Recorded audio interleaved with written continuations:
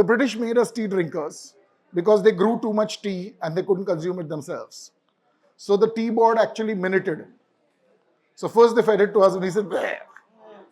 So I said, put milk and sugar into it, the Indians will drink everything. And that's what happened. That's why Indian tea is what it is.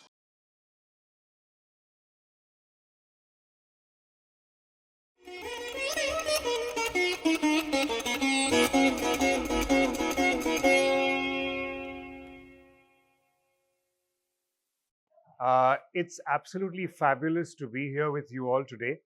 And for me, what's special about this panel is I can speak with each of these three panelists for 2 or 3 hours easily. But we don't have that luxury of time. In about an hour, I need to speak with all three of them. And since the overarching theme of Max City Litfest is India, and within India, we're speaking about food. So the passion for India and the passion for food is what is common to us all. And that's really what we're here for. So I'm going to try to focus my questions and have the answers of the panelists over the next 1 hour, after which we'll open it up to the audience for questions. And we'll take it from there. So Rashmi, let's start with you. You have been one of the first people to begin food reviews in India. And by that I mean you reviewed restaurants, catering companies, including mine and a lot of others years ago in columns, in books, one of India's first food books that you wrote amongst 40 that you've written. And what I want to start with is if you can give us an overview, because you've been not only researching and mapping the Indian market for food, but you've also been jet-setting across India, across the world, and meeting chefs and restaurateurs. So could you share with us an overview of how you map the evolution of food in India, and either nationally or internationally? Thank you, Ravi. I have to tell you, Ravi has written some amazing books as well on how to start a restaurant. What is the second one? Yeah, it's Beyond the Menu, on the same topic. Yes, brilliant. Okay, so tell me how many seconds I have to say this. Answer him. Okay, so I'm going to do this quickly. First of all, it's great to be here amongst all these books and to see all of you here. The thing is that when I started writing about food, I actually had people phone me up and say, what is wrong with you? You have I've done my LLB, I worked with the Indian Revenue Service, I've done literature honors, and now you're writing about brownies. Stop it. Only people who are hungry, duffers, and illiterate write about food. Don't write about food. So this is a guy called Amit Khanna, who you all may or may not know. He used to work with Devanand. His sister was in the IAS with me, my batch.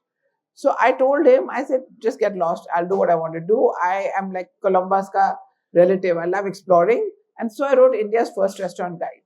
To cut a long story short, I continued to track the history of, not talking about food he'll tell us, yes. Indian restaurants in India.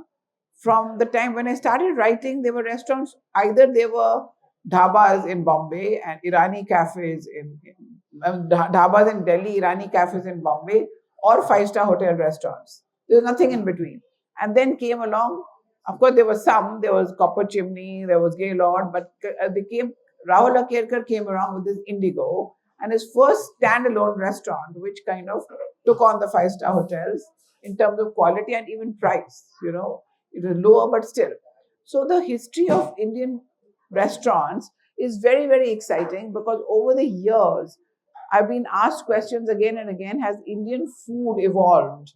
And it's very interesting to see how the evolution of the cuisine of India has happened through restaurants like Indian Accent, Eka now, Mask, and it's been interesting to see that, also interesting to see how regional cuisines have been gaining importance, thank God, because they're exquisite. Which brings me to the next subject, which is Indian restaurants abroad. I was actually flown to New York some 10, 12 years ago to be on a panel with Madhur Jaffrey, Danny Meyer, that time Floyd Cardoz, and Mimi Sheraton on Indian restaurants internationally. Do you know the worst Indian restaurants were in Paris and the best were in London? Oh. And the reason the best were in London, not in India, was because of their Raj connection, right? So even today, London continues to have amazing Indian restaurants, which have got Michelin stars, which are creative, authentic, innovative. And our restaurants are also in restaurants in India are doing equally well. And finally, I just want to say that it's very what is happening is very exciting, and I love the way the age of the people who are bringing out these restaurants getting lower and lower. Like the Eka chef owner, when she started Eka was 27 years old. Entire crew was 27 years old. It's lovely to see the young ones flowering and blooming and taking our country forward. Aditi Dugar of Mask is now just about turning 40, and she's got amazing repertoire. So we are really on a good wicket. We're doing really well. And do you want to ask about international? Yeah, so we'll come back to you on this, Rashmi. So my next question, Commander Sneha, is an army marches on its stomach, and the Navy does as well, I'm sure. And you've led the Western Command, the Eastern Command, the Southern Command of the Indian Navy as far as the culinary aspect within logistics goes. And could you share with us what it's like? What's the relationship between food and the armed forces? And also, in terms of the little bit about the history of the Indian Navy as far as food goes.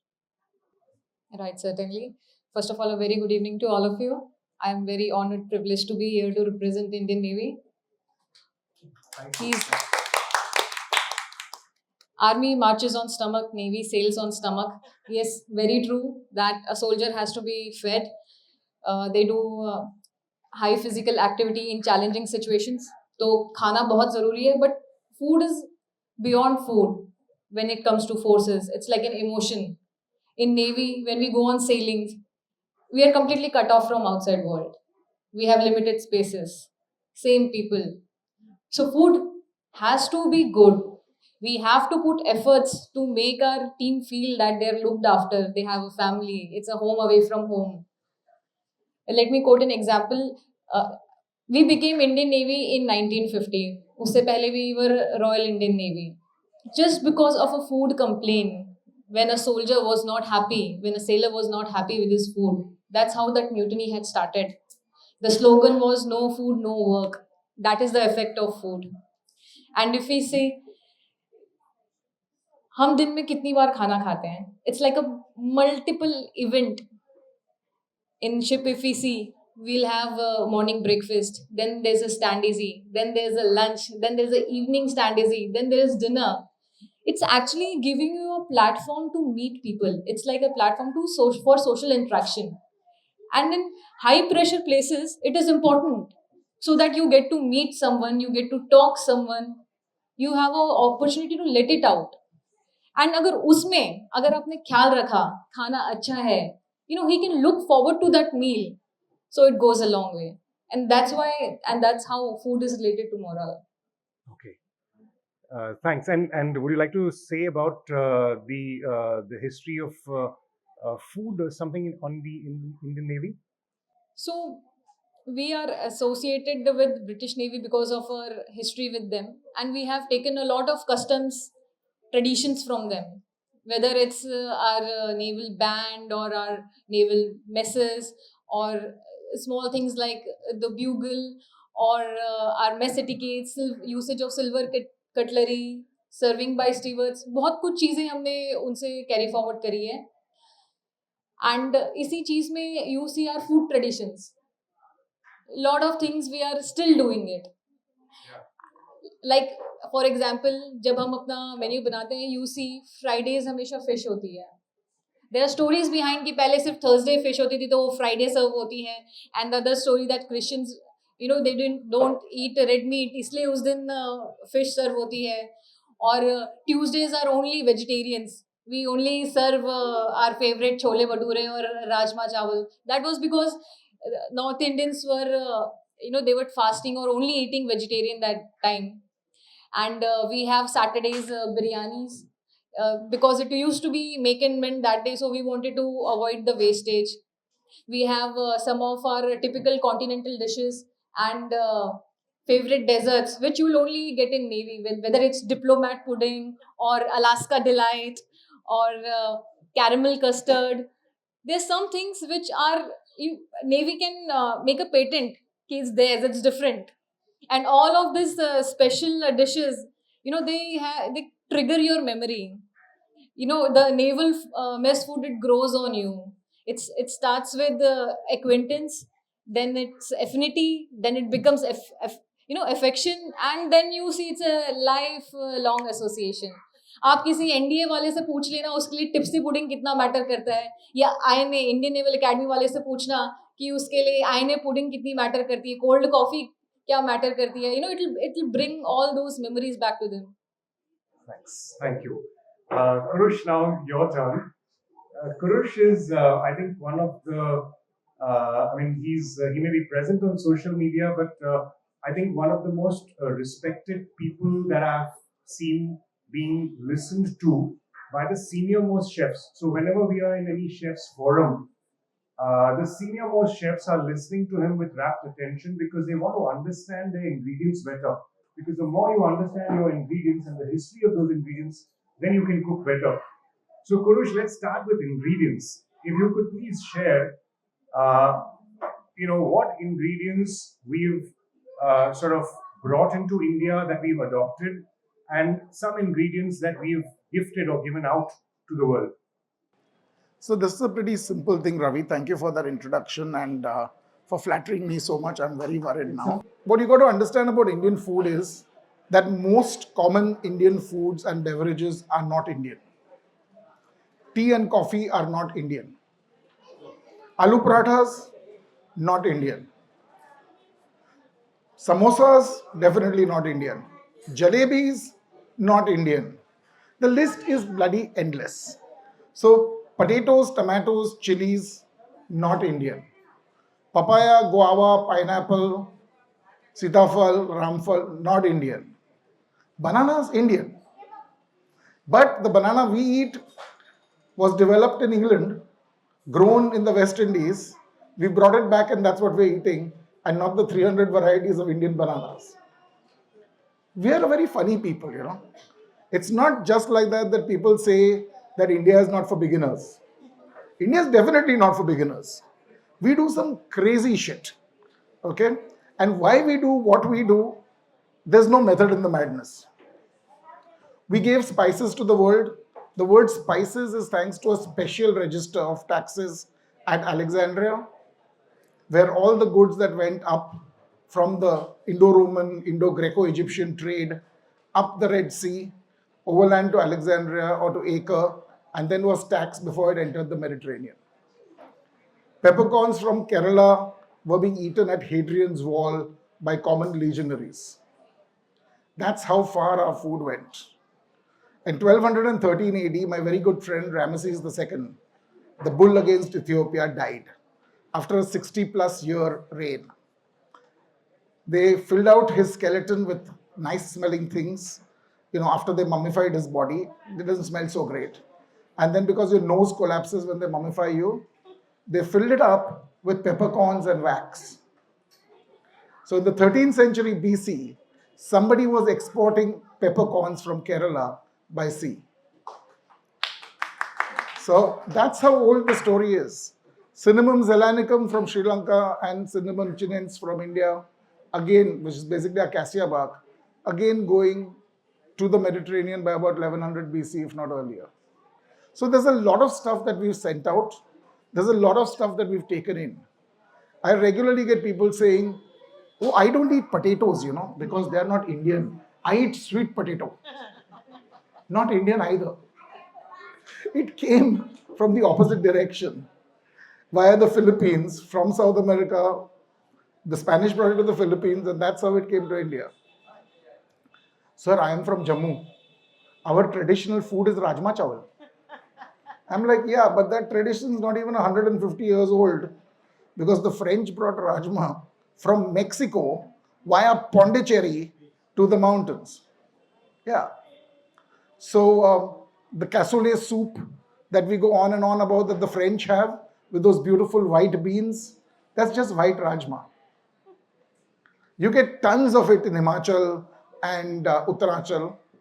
There's white rajma, black rajma, speckled rajma, pink rajma, maroon rajma, red rajma. It all grows together, then you got to sort it out. So much of what we eat is not our own. We used to eat a lot of barley. We eat corn now instead of that, which is a terrible thing to eat. But you get more yield per acre of corn than you get of barley. And as far as farmers are concerned, that's what matters. We are one of the first places in the world where we domesticated rice along with the Chinese. And we played ping pong with the Chinese and irritated the hell out of them for some time because archaeologists in India said, we've got rice that's 5,000 years old. And the Chinese were really hurt. So they went back into the field and said, we've got 5,500-year-old rice now. And we said, that's really nice because we've just found 6,000-year-old rice.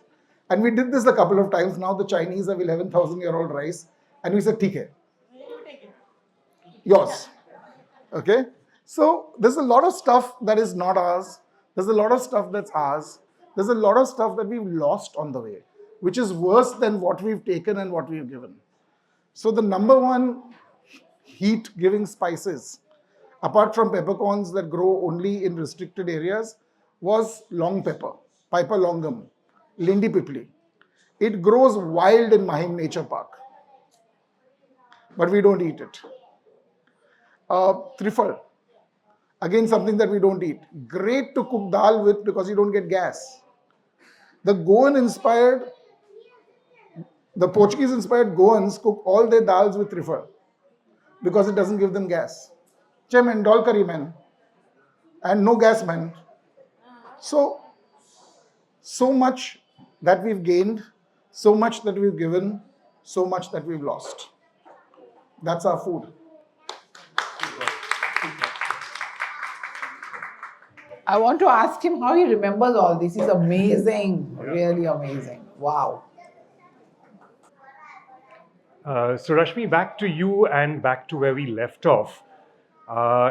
Could you speak a little bit about the international market and also a little bit about regional Indian cuisine, which is now allegedly making waves in India as well as internationally. So it's no longer butter chicken and dal makhani alone. I mean, not since the time of Chutney Mary and Veeraswamy in London, but now it's evolving even more internationally. So internationally as well as the Indian regional cuisine a bit?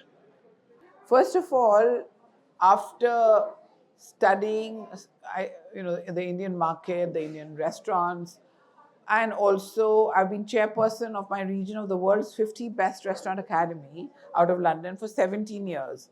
I've resigned because of my medical reasons of cancer, but I'm still very active. So I've been actually had the privilege of seeing the whole world stage and the Indian restaurants in it.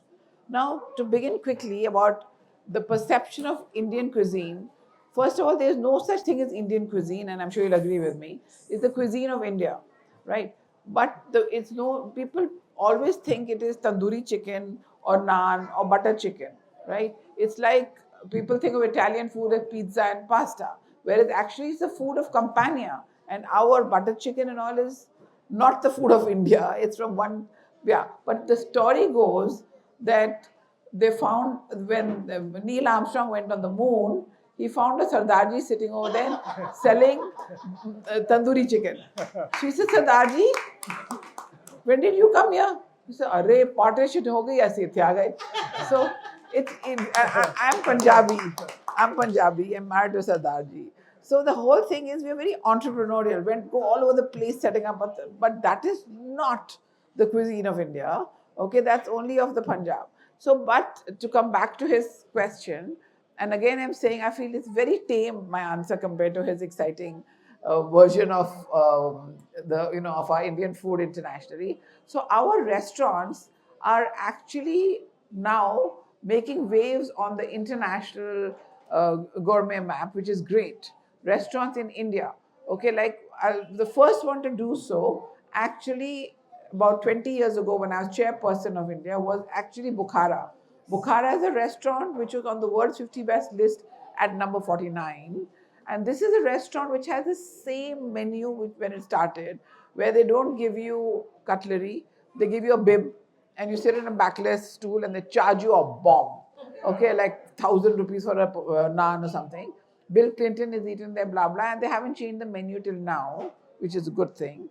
Also considered bad by some that you haven't evolved, but we can go on about that. So after that, of course, there have been all these restaurants which have been evolving Indian cuisine, like Indian accent, like Mask here in Bombay, Indian accent in Delhi, which is open in Bombay, and so on and so forth. It's great to see Indian cuisine evolve, bringing in other traditions. It still has a long way to go, but it's a good thing. And as far as your question is concerned about regional cuisines, I think regional cuisines in India are the most exciting development ever. What is with the Kerala cuisine, what is happening is brilliant. And even internationally, because we have the most brilliant Mallu, Kerala chefs internationally. The first ever Indian chef to get 2 Michelin stars is in Palo Alto in America. Srijit Gopinathan, he got 2 Michelin stars. And then there is in London, there's Quilon. So it's really wonderful what's happening with our cuisine. And now I think I'm going to stop because I'm going to hand over the mic to this other very, very exciting. It's so exciting to hear this, what she has to say about her ship. I mean, I never thought that. I thought they'll have some gruel and some ganda sa khana, khalo, and like Oliver Twist. So it's really exciting to hear what you have to say. Yeah. Thank you, Rashmi. Commander Sneha, another quote, like the army marches on its stomach, is we have this thing in civilian society which is farm to plate, and y'all have yard to plate. So it's almost like a supply chain kind of a thing.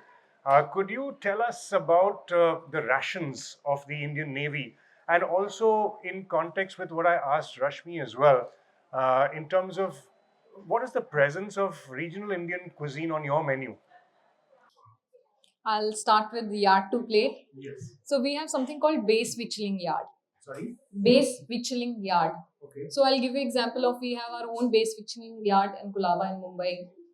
So in Mumbai, we are looking after not only after Navy, we are supplying rations to Army, Air Force and Coast Guard. So we are collectively taking ration and then supplying it to ships and units.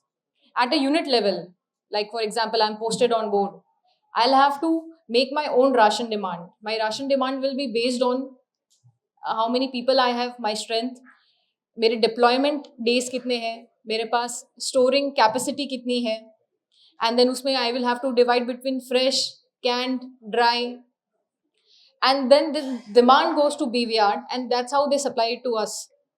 अब ship तक पहुंचने के बाद भी it's a लेबरसम job उसको उसके store locations में पहुंचाना. शिप में we have cool room, cold room, tin store provision, dry store provision. तो इट्स वेरी इंटरेस्टिंग. जब शिप में राशन आता भी है, we have to make a human chain inside, and that's how back to back is it is placed at the designated place, and after that it is again divided into officers galley, ships galley, that is our sailors galley, and then daily demand, and that's how we cook as per the weekly menu we make. And what's the presence of Indian regional food or British food? So there was a time जब staple diet में bread और rice ज़्यादा था. चपाती बनाना ही मुश्किल था because it was like an ships activity. सबको मिल के गूंदना पड़ेगा, सबको मिल के चपाती बनानी पड़ेगी. But I am glad with technology coming in and with equipments, times have changed. We have added a lot of things in our menu. Like ma'am mentioned Kerala cuisine. मेरा बहुत मन कर रहा था कि मैं हाथ उठाऊं. मैंने 2 साल सर्व किया है कोचिन में. We have from idli to dosa and vada, everything South Indian. We have served complete Onam Sadhya on board. And we have also shifted to Indian desserts also. You name it, all kinds of halwas and laddu, jalebi, firni, payasam, everything. You can say Indian desserts. My chefs can make everything. And we also give regional cuisines पर से complete. हम राजस्थानी, हमारे weekly menu में राजस्थानी थाली होती है, महाराष्ट्रियन थाली होती है, एंड कोई भी फेस्टिवल होता है, जैसे हम क्रिसमस में हमारे यहाँ प्लम केक बनेगा, ईद में बिरयानी फीस्ट बनती है, On Independence Day, Republic Day, we have a complete tricolor feast. And Diwali, Holi Pe, it's a complete buffet with a variety of sweets. So we have picked up जहाँ से जो possible है, from every cuisine we have picked up dishes and added to our menu, because in the end our aim is to keep my team happy. Um, Kurush, further on this question, I wanted to probe further. Do we have a British hangover? I mean, in terms of cuisine, and are we really? I mean, do you see us? Because I'm going to follow up this question with Rashmi as well. I mean, we always embrace British food because we've inherited some of it, or whoever's invaded us, we've inherited some of that cuisine. Could you speak a little bit about that and what's real and not in terms of cooked dishes? So my favorite hangover is Scottish, not English. Okay. On the rocks. Um, that aside, see what happened was, most English food is not English. Most English are not English. They're from all over the place. There are Norsemen, there are Gaelics, there are Angles, there are Danes, there are Saxons. So the Anglo-Saxons, the Saxons basically come from Saxony in Germany. So England itself is an incredible melange and has the most boring traditional food in the world. You have an option of boiled or boiled. Sometimes you might get roasted. Then you go to Scotland and they take a sheep's stomach and they put sheep's insides into it, chopped up, along with grain, and they boil the whole thing. So now the Indians who've gone there boil it in a curry, and it's called curried haggis. So it's pretty boring food because it's a hard land, and it bred hard people, and that's why those people went out and conquered the world. Commander can tell you that those ships, those crews ate salt pork and ship's biscuit. Ship's biscuit would crunch because there would be weevil eggs in it over time. The pork would usually be rancid. Yeah, but that's how they conquered the world. Let's give them credit for it. And when they could, they adopted every single spice they could. So you have things like mulligatawny soup, which is basically malagatanni. You can't get more pepper water than that. It's basically a mutton rasam. Okay? You have kedgeree, which is basically khichdi, but you put some fish into it. So British food is not very British. The most British thing about British food is chicken tikka masala. And chicken tikka masala was because the guy returned chicken tikka to the kitchen and said, it's too dry. Do something about it. So the chef opened 2 cans of Campbell's tomato soup, boiled it down, threw his chicken tikkas into it, threw a handful of garam masala, stirred it up, and then used a French technique, motre au beurre, and sent it out. The chicken tikka masala was born. Noorani's has been serving it for 40 years. Yeah, so this is the revenge of the Raj. The Raj fights back. The most popular food dish in the whole of the United Kingdom is chicken tikka masala. And they eat it with poppadoms and naan bread. Probably after they've finished sipping a chai latte. But, well, never mind that. It's okay. The British made us tea drinkers because they grew too much tea and they couldn't consume it themselves. So the tea board actually minuted. So first they fed it to us and he said, bleh. They said, put milk and sugar into it, the Indians will drink everything. And that's what happened. That's why Indian tea is what it is. But, we don't think of our history. We don't think about why we do things. We don't think about why upper caste people drink coffee in South India. And therefore, people of lower caste refuse to drink it and drink only chai. So there's an enormous circle of what the British did to our food and what we did to British food. And it's never ending. Chutney Mary's and all of those crazy places, Dishum, and all of them are now convincing people to pay ridiculous amounts of money to drink an Irani chai and have a bun maska in London. C'est la vie. That's super. Super.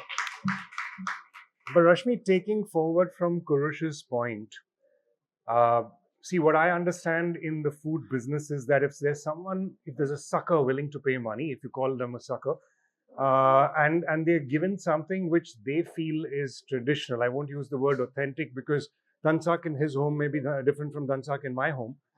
And I can still say I'm half Parsi and I still have the authentic recipe, and he can say I mean, obviously can't argue with Katie Dalal's recipe. But there's still authenticity difference. But out of deliberation, many of these restaurant brands like Dishum or various other brands have made food into fusion, have corrupted what the real thing is, but they are takers for it, and those restaurants are successful, or those eateries are successful with Indian flavors. So could you comment on what your sense is about these, and what should be the balance? How does one balance between tradition and what is the demand of the market? Could you throw some light on that from your travels? Very complicated question. But I just want to say, first of all, this whole thing about British food, it really, where it originated, it's the most Beswad food ever. Bangers and mash and boah. Yeah. Only thing good is their fish and chips, their cod fish with little vinegar and chips.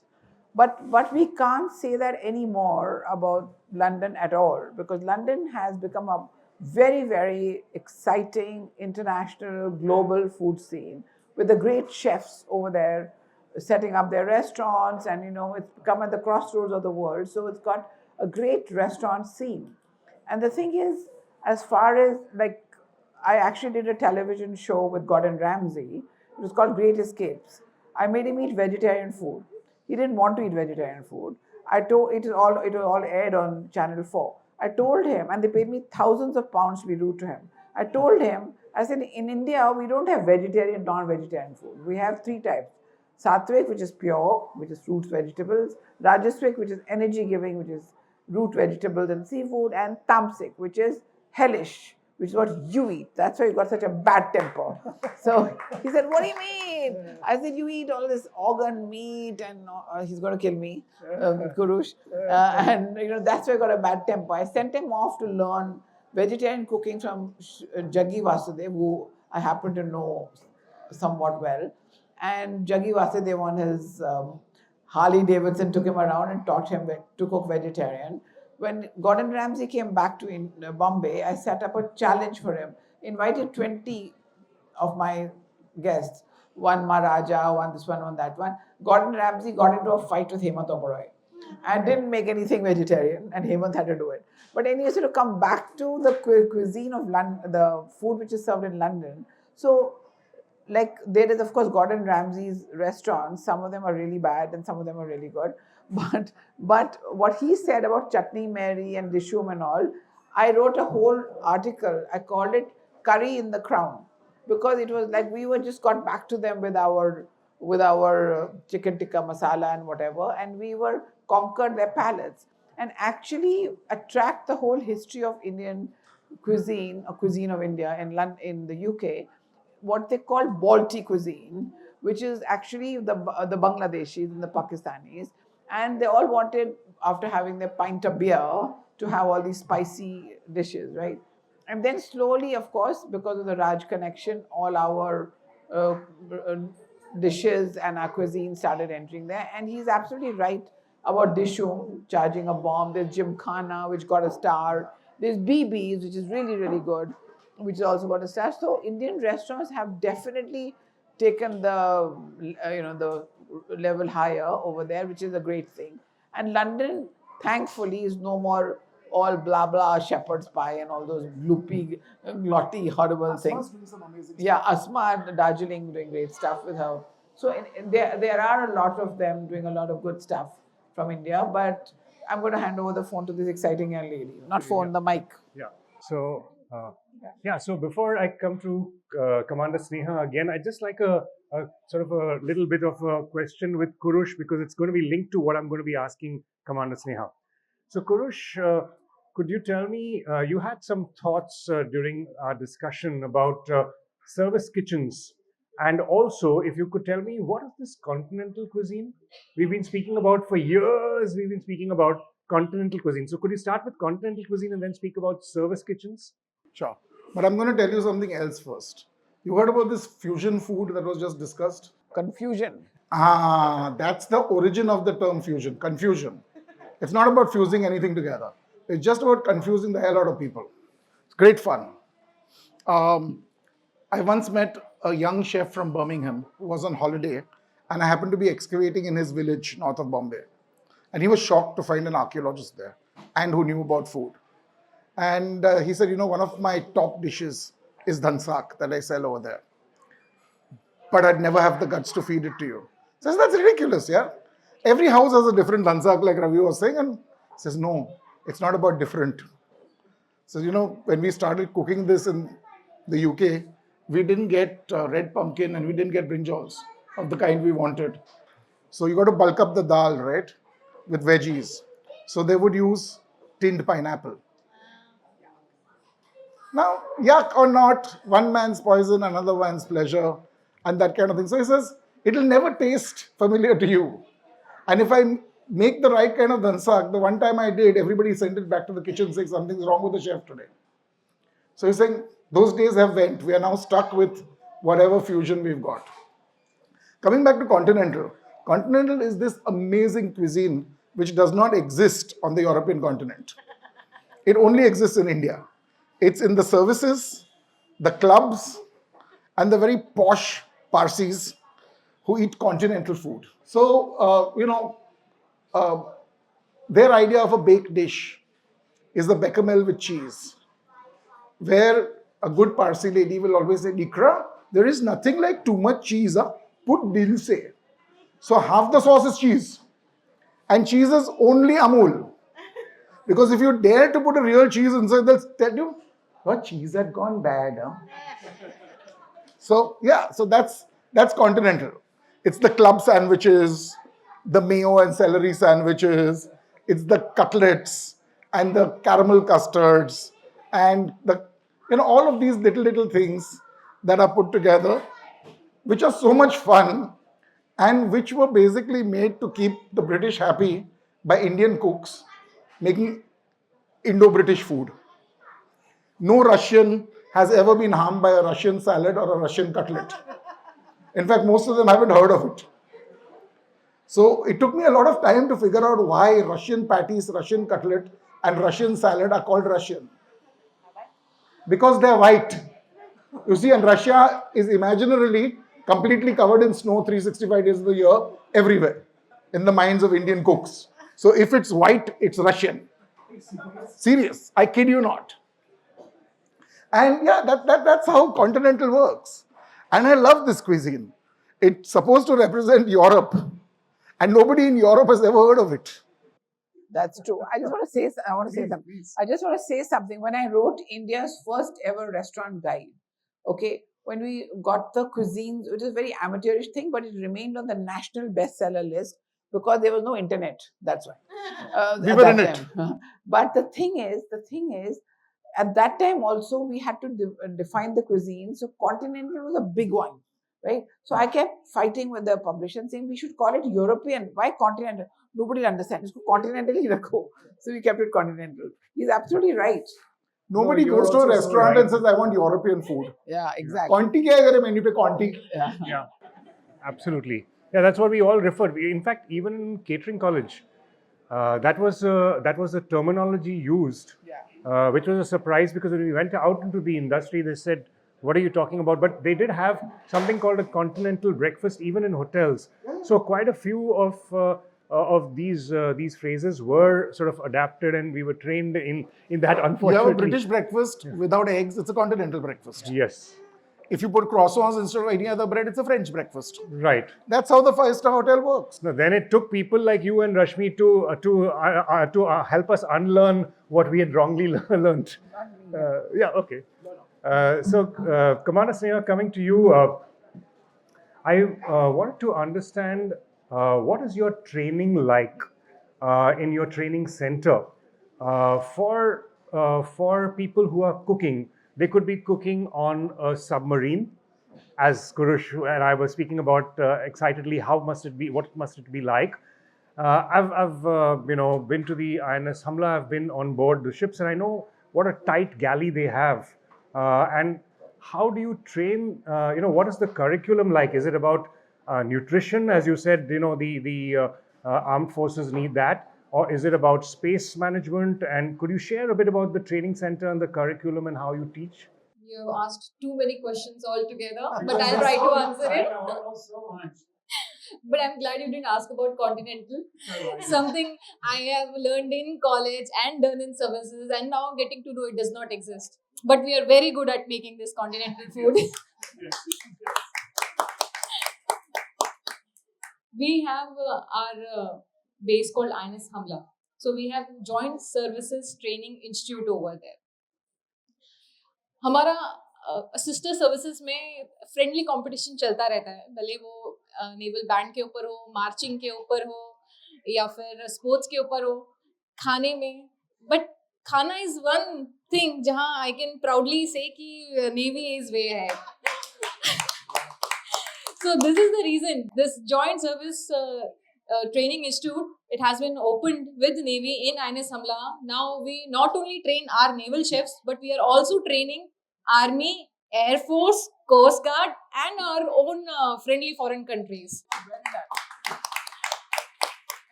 Continental is taught. Yes, Continental is taught with Russian salad also. With So- or without green peas? With green peas. So it's a 4-tier grade training. पहले हमारे जो trainees induct होके आते हैं चिल्का से, they come to INS Hamla. Basic cooking उनको सिखाई जाती है. अपार्ट फ्रॉम दैट उनको पूरी सोल्जर ट्रेनिंग दी जाती है. They do their PT, parade, swimming, camps, everything, plus of course cooking skills. उनको इनिशियल जो बैच होता है उनको बेसिक्स से शुरू किया जाता है. अंडा कैसे बॉईल करता है, गैस कैसे चलानी है, हाउ शिप इज डिफरेंट, क्योंकि शिप में गैस इक्विपमेंट्स को कोई कॉन्सेप्ट ही नहीं होता. They have hot plates, electrical equipments over there. So in this basic course they are taught from the beginning. And then we have our leading course. These are basically promotional courses. जब आप you grow in service, then you come again. Leading course, then we have petty officer qualification course, then we have chief petty officer qualification course. So basically you are coming to Hamla 4 times in your career, and every time you come there, the horizon जिसमें वो पढ़ाया जाता है, cuisine, management, वो सब धीरे धीरे बढ़ता जाता है. Like we'll start from Indian, then comes our continental and oriental. Then comes our French, Italian. By the time you're becoming a petty officer, chief petty officer, you should be able to manage things, make your own menu, cuisine based, handle big functions, indenting kaise karni hai, table layout, everything is taught in INS Hamla. And there's something special for foreign dignitaries, because that's a security thing as well as a culinary thing. This is not the first time that we are teaching foreign trainees. Foreign trainees have been coming for logistics training. Now they're also coming for catering training. From which countries? There are multiple foreign countries. You can say. That's a No, secret. no, I Otherwise you'll can. have to kill me. Okay. A list of countries. Okay. If So you what's want, a typical menu? Yeah. Breakfast, lunch, dinner. So we have something called as weekly menu, which is made 1 week in advance.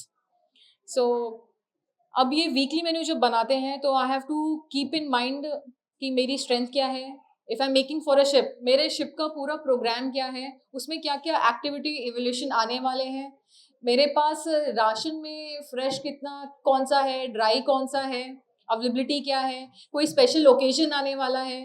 Keeping all things in mind, I make a weekly menu. And उस weekly menu की sanctity है. If I am making as a mess secretary, it will be signed by a senior who is addressed as PMC, and the menu which is made for sailors galley, it is signed and seen personally by commanding officer. So once we have made that weekly menu, it will not be changed. And if it has to be changed for some reason, unavailability of ration, एक proper type notice निकला जाता है कि this menu, instead of this will be made. Now when we are making this weekly menu, we have breakfast, we have standeasy, lunch, evening standeasy, and dinner. And nothing, no dish can be repeated. Everything has to be different. And as we discussed earlier, everything from continental to Asian to biryani and regional cuisines, everything is included in that menu. And when you were talking about nutrition part of it, so हमारा जो ration scale है, I would say the entitlement what we have, so it is inclusive of it's a complete balance, I would say. So it has cereals, it has dal, it has meat, it has eggs, milk. So it gives a complete structure. So same thing we put it on plate also. If I'm giving a lunch meal, it'll have dal, it'll have rice, it'll have chapati, it'll have dal, it'll have a dry sabji, it'll have a non-veg curry, it'll have a veg curry with some paneer and a dessert. It's like a full complete meal. Apart from that, then curd, etc., charge, accompaniments are served. Sure, that's interesting. Now, before we open out to the audience, I want to ask Rashmi first and then Kurush the same question. That Indian food, and absolutely, Commander, you're welcome to pitch in as well. Indian food is something we should be proud of, the food of India, I mean, however you want to call it. And it's really making waves within India and internationally. Whenever there's something very good at the core, it needs to be marketed well. And there are chefs, there are restaurateurs. So how can we make Indian food better known? Since today is about India and about food and the pride of India, if you have any advice for us, Rashmi, or Kurush, or Commander, how can we create more awareness or more pride about our food in India or internationally? Advice for who? For anyone. So, for example, say for example, there could be people who are from the food industry here. Is there something specific we could do or should do? Or there could be people who are not from the food industry. Is there something that we can do as a tribe of Indians to help proliferate Indian food to other parts of the world? First of all, I don't think I'm qualified to give that kind of advice about how we should do it. The thing is, the restaurants themselves, okay, are the biggest brand ambassadors. Firstly, it suits them because that's how they make their money and that's how they spread the word, and it's a chicken and egg situation, right? And of course, I'm on many juries. I'm of international and national juries for giving awards to restaurants, and I can see how proactive restaurants are in spreading the word. There's nothing I can do except applaud them, and I'm very happy to do that. And it'll be very, very egoistic and arrogant of me to say, oh, here's the advice, you should do this. They know themselves and they're doing a great job. They're doing a great job at improving their cuisines and spreading out and going all over the world, like Vikas Khanna, Sure. who's opened his bungalow in New York, which is the most difficult booking to get on Resi for several months. And, like he's doing his bit, even though he came to New York with some $5 in his pocket. So they're all doing their bit. Ranveer Brar is open in Dubai, Chef Kunal Kapoor is open in Dubai. So they're all doing their bit, even though they're individual chefs. And I don't think I'm qualified to give them any advice at all. They're doing a great job. And now I'm going to hand over to Kurush. I can certainly tell that how Indian Navy is contributing to that. So we travel globally. Yes, we have overseas deployment. We have multilateral maritime exercises with other countries. So we visit a lot of foreign ports. And every time we are visiting a foreign port, we host the other country's dignitaries. We keep a reception that's called a deck reception because it's held on deck. So the complete arrangements over there are in-house, from lighting to decoration to shed, menu preparation, food preparation, dessert preparation, table layout, everything is in-house. And we keep a wide variety of Indian food over there. We make it a point whenever we're going and hosting a foreign country, it has to be Indian food, not the continental one. Indian Yes. food. Indian food with lot of varieties, which will include North Indian cuisine, South Indian cuisine, regional cuisines. And I have seen foreign nationals enjoying it so much. I have seen one foreigner having naan with rasmalai and still saying, oh my god, it's delicious. they are having biryani with the soup, but they're very happy. The kind of flavors they were enjoying. So actually, then हमें एक officer सबके साथ लगाना पड़ता है. Please explain them what is the food and what to eat with what. That kind of variety, that kind of spread, we keep it open for them. And apart from deck reception, ships are open for visits for civilians over there, for families, for school-going kids, and at times वहाँ का daily footfall goes to thousands, 1,000, 2,000, 3,000, and every time they are visiting our ship, we offer them refreshments, whether it's lime juice, tea, coffee, in-house baked cookies, and flavor would be Indian, jeera cookies, etc., and samosa and dhokla. So there also we are offering our own Indian snacks. Now, please do not check; they are not Indian origin, but yes. So there's foreign diplomacy happening, Yes. in restaurants Soft and power, interesting. soft power. Soft power, Absolutely, yes. absolutely. That's amazing. That's amazing. It's very interesting to know this, what she's told us. It's amazing. And not only that, these are all peace, happy times. I would add on that when in 2015 we had conducted Operation Rahat, we had rescued around 3,074 Indian and national personnel from Yemen. At that point of time, we had picked up them from a combat zone. They were people who were traumatized, they were injured, they were starved, they were dehydrated, they were expecting ladies, they were all on board with us. So through food, we had to actually take care of them. We had to our galleys were running 24 hours so that we can take कुछ भी उनकी special need है, whatever will make them feel better. We were trying hard, all that through food. So Absolutely, it makes us so proud, which we don't know. We don't know We about don't these know, things. yeah. We It's need to know amazing. more of this stuff. Yeah, it's Yes. amazing. It's You guys amazing have got to learn talk this, to stuff. the Absolutely. public, yeah. You need to speak more to the civilians. I can just, I can continue to just add on, the way you were talking, how things are different in ship and submarine. It is actually challenging and it's very different from how you are cooking, how we are cooking in a restaurant or a civilian. Because a chef, apart from cooking, he has to know कि उसे weapon कैसे चलाना है. He has to know उसे aviation core वाली duties कैसे करनी है. He has to know his fire fighting drills. He has to know his escape drills. He's also part of clean ship and hygiene, which is very part of ship. Any safety drill, he has to be part of it. So he's a soldier first, and then add on he's a chef. And a chef also, it's just not a job for him.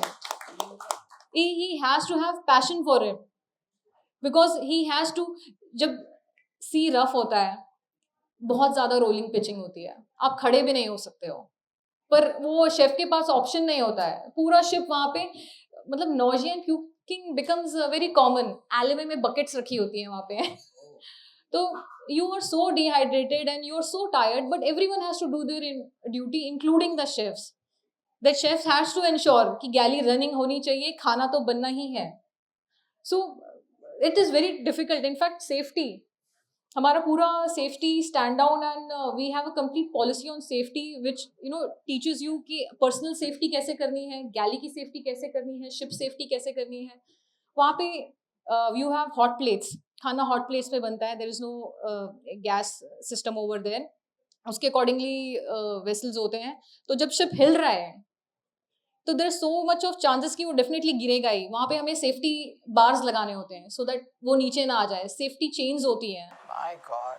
And anti skid shoes आपको पहनने होते हैं. You have to have a double led apron because the chances of accidents are so much more over there.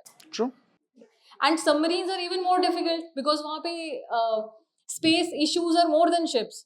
वहाँ का ration different हो जाता है. आप फ्रेश राशन, ड्राई राशन तो ले रहे हो, but you have to take more of your canned food, tinned food. आपने थोड़े दिन वो फ्रेश राशन चला लिया, फिर उसके बाद आप you will come down to hard varieties, beetroot, pumpkin, etc. And then you will come down to then finally to your tinned food. वहाँ पे everything you give to submarines is pre-cut. Pre-cut meat, pre-cut frozen vegetables, क्योंकि वहाँ wash करने और cut करने के लिए जगह ही नहीं है. इस जितने स्पेस में हम बैठे हैं उतने में पूरी उनकी गैली होती है. My God. Officers' food, sailors' food, it's cooked at one place only. There is only one galley over there. आप चपाती वहाँ बना ही नहीं सकते हो. अगर चपाती बनती भी है तो it's very occasionally that MRE one only that is made. Puri you can't make. You're eating more of rice over there. and then your nutrition value, then it comes to packed food or juices. We take tetra pack, milk भी tetra pack जाता है, and storage space इतना कम होता है कि finally always वगैरह में हर जगह then you have to keep ration. In fact, space shortage is not only for keeping ration, space shortage is also for their accommodation. अगर मान लो सबमरीन अप्रॉक्स 30 to 50 आप ले जा रहे हो, तो बेड होंगे आपके पास 25, 20. तो इट्स लाइक आप वॉच करने के लिए गए हो, ड्यूटी पे हो, जब आप वापस ड्यूटी से आओगे तब आपको वो दूसरे वाले का बेड मिलेगा जिसको ड्यूटी पे जाना है. So there's a saying, it's called hot bunking because the bed is always warm. एक जा रहा है, दूसरा आ रहा है. The number of people are more and beds are less. In fact, submarine has a very interesting tradition also. जितने भी trainees होते हैं जिनकी पहली डाइव होती है या फिर पहली सेल होती है, और जिस भी डेप्थ तक जाते हैं वहां पर उनको वैसे सबमरीन वाटर, सॉल्ट वाटर पिलाते हैं. It is to welcome them to the hardship. And water, अगर वाटर कंजर्वेशन का किसी को अवार्ड मिलना चाहिए तो किसी सबमरीनर को ही मिलना चाहिए, क्योंकि they don't take bath for 3-4 days. Bathing station 4 दिन में एक बार होता है, और उसके बाद भी वो पानी मेजर करते हैं हमारे पास कितना टन बचा हुआ है. कमांडिंग ऑफिसर को रिपोर्ट बनती है इसकी. And disposable clothes they have to wear. They don't wear normal clothes. They have to wear disposable clothes.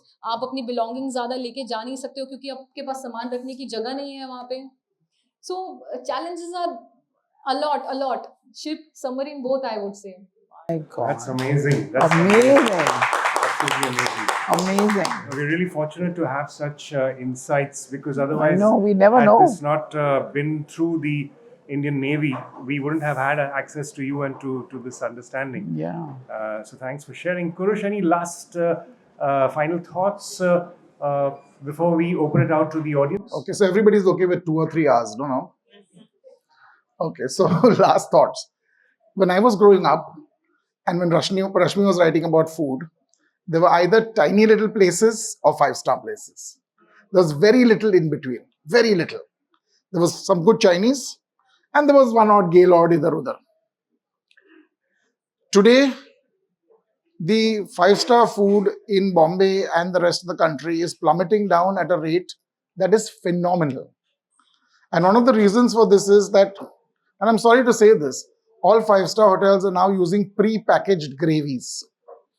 Red gravy, yellow gravy, orange gravy, green gravy, brown gravy. I kid you not. That's a fact. And it's supposed to be incredibly cost effective, and they don't have any wastage because it's all coming pre-packed. All the food tastes like pap. It's completely tasteless and uniform. It's the young people that Rashmi was talking about that are changing food. You know, and this kind of gravy would make sense in the Navy. Now there's that famous song, the Navy gets the gravy but the Army gets the beans. That kind of gravy pre-packaged would make sense for armed forces, less space. Why are you doing it the other way around? The Taj in Bombay, yeah. For commercial reasons. Yeah, the Taj in Bombay had one old gentleman who for 45 years did only one thing. He peeled and chopped garlic for the whole of the Taj. Just one guy. That's all he did his entire life. He peeled and chopped garlic. He diced it, he sliced it, he made ribbons out of it, whatever had to be done to it. Okay? And that's why the food tasted the way it did. Today, it's pre-pureed garlic that's coming in and pre-peeled garlic that's coming in. And if you know where pre-peeled garlic is coming from, you'll never buy it in your life. But never mind that. Some secrets are best. Yeah, some secrets are best not discussed. What I'm trying to say is, it's these young restaurateurs who are hungry, who are changing the restaurant scene. You know, setting up Mask and then carrying on to set up Nar in the hills. The kind of guts it takes to put a high-end restaurant in the middle of nowhere. That's what food is about. What Hussain is doing. I mean, if you think getting a reservation at Bungalow is difficult, try getting a reservation at Papa's. There are 12 seats every night. It's it. That's that. Nobody gets to jump the queue. Everybody has to go the same way. Okay? They put up a high-end sandwich shop. People said, sandwich बेचेगा बॉम्बे में? I mean, रस्ते कोने कोने पे sandwich मिलता है. Veronica's is permanently jammed. So much so that nice enterprising Bandra gentleman opened up a shop across called Santa Maria. So these are the people who are changing food. And because they're willing to take a chance, they're willing to live their dreams. And for every restaurant that makes it, there are 4 that die. And the ones that die for all kinds of reasons. Sometimes it's just bad luck. Sometimes it's just bad location. Location. They're the 3 biggest things in the restaurant business. Your food can be crap if your location is right. And I'm sure we've all eaten at places like that. So if there's one place that Indian food is going, it's being brave enough not to call itself Indian food any longer. You have Malwani restaurants and Odia restaurants and Bengali restaurants. And that is the way food has got to go. I hope someday that we start micro-cuisining in India, where we have a Suryani kitchen, which is different from a Nambudri kitchen. And they can be side by side and they can both be Carolyn restaurants. Because every single state in India has so many varieties. The food of the Dalits, which most people would not be able to eat, is something that we don't talk about. Thanks to Shahu Patole, there is one little glimmer in the dark, but there's so much more to that story that would take too many hours to explain. We don't talk about the food of the Adivasis of India. It's like it doesn't exist, like they're not there. Why not? The Northeast. How often do we represent the food of the Northeast? How many restaurants are there? Half the restaurant people serving in front office are from the Northeast. How many restaurants cater to them? So this is the direction according to me. So I'm completely shameless. Rashmi has been very sweet and said she's not giving advice because she doesn't think, she's very modest. She's a sweetheart. But I really think that's where we need to go. We need to ask some hard questions. I have to just say this to you, that we can ask hard questions. You've been amazing, first of all, I have to tell you. I'm going to take my hat off to you. Okay, but we can do what we want to do, but ultimately, वो बेचारा restaurant वाला business कर रहा है यार. वो कुछ भी कर ले, if nobody comes to buy it, nobody comes to eat Adivasi food, his business goes tap. How do you justify this? I just want to say this, that ever since I started writing about food, which was many 100 years ago, I realized one thing, that I'm not telling you, but I don't think as a food critic, I'm entitled to give my opinion and be the sole arbiter of taste. Because for the simple reason that food is very subjective, right? You may like milk chocolate, I may like dark chocolate. Who the hell am I to tell you that your palate is undeveloped, right? Food is very subjective. So for me, the way for food forward is the Zagat way, and I love the fact that we've got the internet. I love the democracy of the internet. Jo bhi man mein aaya sab kehte hain, because they are eating ultimately, right? So that's why I'm saying, I'm not being... No, the banana cheese chili dosa. Yeah. I completely agree with you. So I'm not being very sweet and immodest, modest. But the thing is, seriously, the restaurant has to make money. They'll die. वो आदिवासी food serve करेंगे, कोई आएगा ही नहीं, वो मर गए. So what do you have to say? Every year, Jamshedpur has a tribal food festival. Right. It's like a bloody mela over there. But my darling, people coming from all over the country and saying, why don't we get this food in our cities? Yeah, but so is it impossible for us to showcase this food? No. But you take the risk and start. Yes. Guys, tomorrow we're going to his restaurant. Chalo, aajao. Restaurant. So what I'm trying to say is that we need to start talking about this. If we start talking about this, if we start eating this food, we're going to bring this food in. It's the question of what came first, the chicken or the egg, like all these international cuisines which came into India. Actually, beef came first. but all these international cuisines came to India. Did we ask for them or did the restaurants give them to us? So it's the same thing. Yeah. And so it's about guts, no glory. Yeah, look at the kind of food. I mean, a sandwich shop. Did you believe that a sandwich shop would work in Bombay? Nobody believed it. They had the guts to say, this is the dream, a sandwich shop. A 12-seater restaurant. Who would have the guts to open a 12-seater snooty high-end restaurant? The whole trick is, if you keep them wanting more, they'll keep coming. Absolutely. It's all about the salesmanship. Yeah. It's not about what you're putting on the table. You don't know what you're going to eat when you go there. Yeah. At the most, you can tell them what your allergies are. You get what they give you. But Right? see, that is true. Okay, I've been to Papa's. After 1 year, I went there. See. But I have to tell you this, that I have though I've eaten around the world because of being on international panels, I want to write a long essay on the tyranny of the tasting menu. Yes. Why can you tell me? Why should you tell me what to eat, champ? I don't want to eat. I don't want to eat ants. I don't want to eat worms, eggs, but I end up eating them in Mexico, in Jorge Vallejo's Continental. You can't make me eat things we don't want to eat. Hello. Grasshoppers dipped in dark chocolate. Yeah. So I'm just saying it's a whole different world. And ultimately, we have to, I think that bichara restaurant wala has to make money. Yes. It's all about the money, honey. Yeah. Always. He's not here to please the food critics. He's here to make money.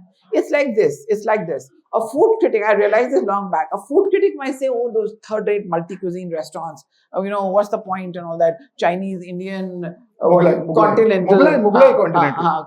What is the point and all that? Those restaurants, like Dilwale Dulhania Le Jayenge, will go on for years and years and years. Yeah, eternal. Right. And so, like the film critic will say, Satyajit Ray film very good. After 2 weeks, it'll be out of the movie hall. I'm not saying it's not good. Similarly, it's the same thing. It's about the public and it's about a business that we're talking, right? It's not about artists. And the guys are businessmen ultimately, and they have to survive. Mar gaye, food critic ko please karte, then they're dead. So right? If you want to please a food critic, you shouldn't start a restaurant. Exactly. But if you want to make money and you want to have fun cooking, you should start a restaurant. Right. Will it work or not?